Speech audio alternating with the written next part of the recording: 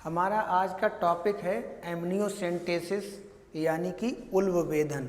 तो पहले ये समझना है कि ये है क्या चीज़, इसके बारे में थोड़ा सा मैं आपको बताऊंगा। देखिए, ये उल्बवेधन यानी एमनियोसेंटेसिस एक बहुत ही उपयोगी तकनीक है।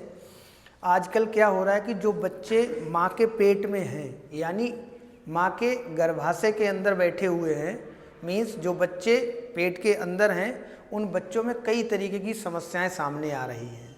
जैसे कि कभी कभी बच्चों में सिंड्रोम निकल पड़ते हैं। सिंड्रोम का मतलब होता है कि बच्चों के शरीर में कई सारी समस्याएं हो जाएंगी, एक साथ कई कई सारे लक्षण नज़र आएंगे। गुणसूत्रों की कमी बड़ी से भी सिंड्रोम हो जाते हैं, लेकिन ये ज़रूरी नहीं है कि कोई सिंड्रोम है तो गुणसूत्र की ही कमी या अधिकता होगी। कभी कभी गुणसूत्रों का सिंड्रोम से कोई लेना देना नहीं होता है। जैसे अगर कोई व्यक्ति नाइट्रेट युक्त पानी पी लेता है तो ऐसे व्यक्ति में ब्लू बेबी सिंड्रोम नाम की बीमारी हो जाती है। ठीक ऐसे ही आप लोगों ने एड्स के नाम सुना होगा। एड्स तो ऐसी बीमारी है कि उसका गुणसूत्रों की संख्या से कोई लेना देना नहीं है, लेकिन उसका भी नाम क्या है, एक्वायर्ड इम्यूनोडिफिशियंसी सिंड्रोम। तो सिंड्रोम होता क्या है? सिंड्रोम का मतलब होता है कि जब किसी एक बीमारी से बहुत सारे लक्षण एक साथ नजर आएं तो ऐसी बीमारी को हम सिंड्रोम कहते हैं। और गुणसूत्रों की कमी या अधिकता से भी कई बार सिंड्रोम पैदा हो जाते हैं। जो बच्चे हैं पेट के अंदर पल रहे हैं, अभी उनका जन्म नहीं हुआ, ऐसे बच्चों में कई बार गुणसूत्रों की कमी या अधिकता हो जाती है। जैसे सामान्य रूप से 23 जोड़ी गुणसूत्र मानवों के अंदर होते हैं, जिसमें हर जोड़ी में डबल गुणसूत्र होते हैं, यानी 2 गुणसूत्र हर जोड़ी के अंदर होते हैं, जोड़ी नंबर 1 से लेकर के जोड़ी नंबर 23 तक। अगर बेटा 13वीं जोड़ी पर एक गुणसूत्र बढ़ जाता है तो इस सिंड्रोम को हम लोग पटाऊ सिंड्रोम कहते हैं। अगर 18वीं जोड़ी पर एक गुणसूत्र बढ़ जाता है यानी 2 की जगह 3 हो जाते हैं, इस कंडीशन को ट्राइसोमी कहा जाता है। ट्राइसोमी मतलब 3 गुणसूत्र। तो ऐसे में एडवर्ड सिंड्रोम हो जाता है। 21वीं जोड़ी पर एक बढ़ जाता है तो डाउन सिंड्रोम नाम की बीमारी हो जाती है। और 23वीं जोड़ी में एक गुणसूत्र अगर घट जाता है यानी 46 की जगह 45 रह गए टोटल गुणसूत्र, मतलब 23वीं जोड़ी के 2 गुणसूत्रों के बदले एक ही रह जाएगा, एक गायब हो जाएगा।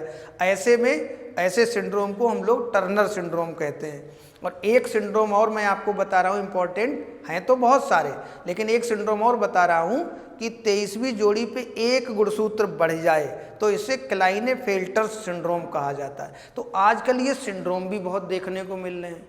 तो हमारे वैज्ञानिकों ने एक बहुत अच्छी तकनीक विकसित की जिसे हम लोग उल्बवेधन और इंग्लिश में एमनियोसेंटेसिस कहते हैं। इस तकनीक के द्वारा क्या हो रहा है, जो बच्चा माँ के पेट में है यानी गर्भाशय के अंदर है, उस बच्चे का जो विकास होता है वो गर्भाशय के अंदर होता है, लेकिन बच्चे के बाहर मीन्स गर्भाशय के अंदर एक तरल भरा रहता है जिसे हम लोग एमनियोटिक तरल कहते हैं। यानी बच्चा सूखे में अंदर पल्लवित हो रहा है, पालन पोषण उसका सूखे में चल रहा है या पानी के अंदर एक तरल के अंदर हो रहा है। उस तरल का नाम क्या है, एमनियोटिक फ्लूइड यानी एमनियोटिक तरल नाम है उसका। अब इस तरल में जो बच्चा है यानी जो भ्रूण है, उस भ्रूण की कुछ कोशिकाएं घुली रहती हैं। तो आजकल वैज्ञानिकों ने इस तकनीक को विकसित कर लिया। अब क्या किया जाता है कि जो गर्भवती महिला है उसके गर्भाशय के उस तरल यानी एमनियोटिक तरल का नमूना ले लिया जाएगा, सैंपल ले लिया जाएगा इंजेक्शन द्वारा या किसी और मेथड से।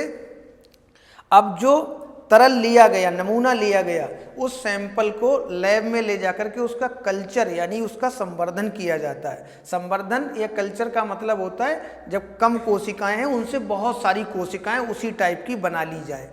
तो भाई कल्चर हो जाएगा यानी कोशिकाओं का समूह बनाया जाएगा। फिर उन कोशिकाओं की स्टडी की जाएगी कि आखिर इस बच्चे में कोई असामान्यता तो नहीं है, एबनॉर्मलिटी तो नहीं है, इसके शरीर के सारे फंक्शन सही से काम कर रहे हैं, सारे अंग सही से विकसित हुए हैं या नहीं हुए हैं। ऐसा तो नहीं कोई सिस्टम यानी कोई तंत्र काम नहीं कर रहा, श्वसन तंत्र कैसे काम कर रहा है, प्रजनन तंत्र इसका कैसे काम करेगा आगे चल करके, है ना, उत्सर्जन तंत्र कैसे काम चल रहा है, किडनी है, लिवर है, पेनक्रियाज है, सारी चीज़ें, ब्रेन है, बैकबोन है, किस तरीके से काम कर रहा है, क्या गुणसूत्रों की कमी बड़ी तो नहीं है। तो इसको चेक करने के लिए ये तकनीकी है, यानी ये एक ऐसी तकनीक या ऐसी विधि है जिसके द्वारा गर्भ में पल रहे बच्चे के शरीर के सारे लक्षणों को, उपापचयी क्रियाओं को, उसके होने वाले जितने भी जेनेटिक प्रॉब्लम हैं, उन सारी चीज़ों को हम लोग डिटेक्ट कर सकते हैं, पहचान सकते हैं, डायग्नोस किया जा सकता है और उसका तुरंत ही निदान भी किया जा सकता है। अगर बहुत ज़्यादा ही समस्या है तो ऐसे बच्चे को नष्ट भी किया जा सकता है। लेकिन हमारे यहाँ के लोग बहुत चालाक बनते हैं, बहुत होशियारी दिखाते हैं। उन्होंने क्या किया, लोगों ने इस टेक्नोलॉजी का, इस तकनीकी का दुरुपयोग करना शुरू कर दिया।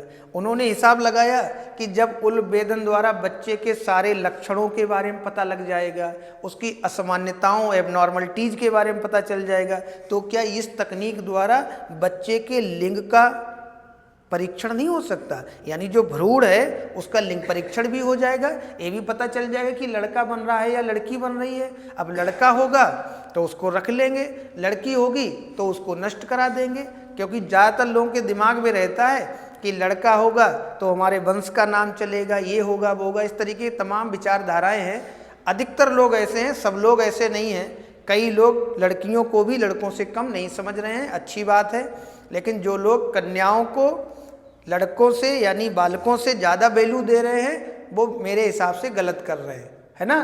तो ऐसे में सरकार ने देखा कि एमनियोसेंटेसिस यानी उल्बेधन विधि का दुरुपयोग होने लगा है और अस्पताल में भी जो डॉक्टर लोग हैं वो भी पैसे के लालच में आकर के इस वारदात को अंजाम देने लगे, यानी कन्या भ्रूण हत्या की जो केस थे वो बहुत सामने आने लगे। मतलब इस विधि के माध्यम से कोशिश करके इसको हाशिया बना करके या इसको आधार बना करके क्या करने लगे, भ्रूण के लिंग का परीक्षण करने लगे, यानी सेक्स की पहचान करने लगे कि लड़का हो रहा है या लड़की। और कई लड़कियों को यानी कई कन्याओं को भ्रूण में ही मारा जाने लगा, कन्या भ्रूण हत्या के केस सामने आने लगे, इसलिए सरकार ने इस पर प्रतिबंध लगा दिया। तो ये विधि तो बहुत अच्छी है, लेकिन कब अच्छी है, जब उसका सदुपयोग किया जाए। भाई दुरुपयोग करोगे तो किसी भी पावर का, किसी भी शक्ति का कोई वैल्यू नहीं रह जाती। तो शायद आपको समझ में आ गया होगा कि एमनियोसेंटेसिस या उल्बेधन एक ऐसी तकनीक है जिसके द्वारा हम गर्भ में पल रहे बच्चे के शरीर की सारी असामान्यताओं के बारे में, उसके सिंड्रोम के बारे में या उससे संबंधित जितनी भी जेनेटिक यानी आनुवंशिक समस्याएं उनके बारे में आसानी से पता लगा सकते हैं। उनका संभव हुआ तो निदान भी हो जाएगा और संभव नहीं हुआ तो ऐसे बहुत ज़्यादा कहने चाहिए रोगी या बहुत ज़्यादा मुश्किल वाले बच्चे का तुरंत ही उसका सफाया, मीन्स सफाया का मतलब समझ ही रहे हो कि उसको इस तरीके से नष्ट किया जा सकता है। ठीक है, बात समझ में आ गई?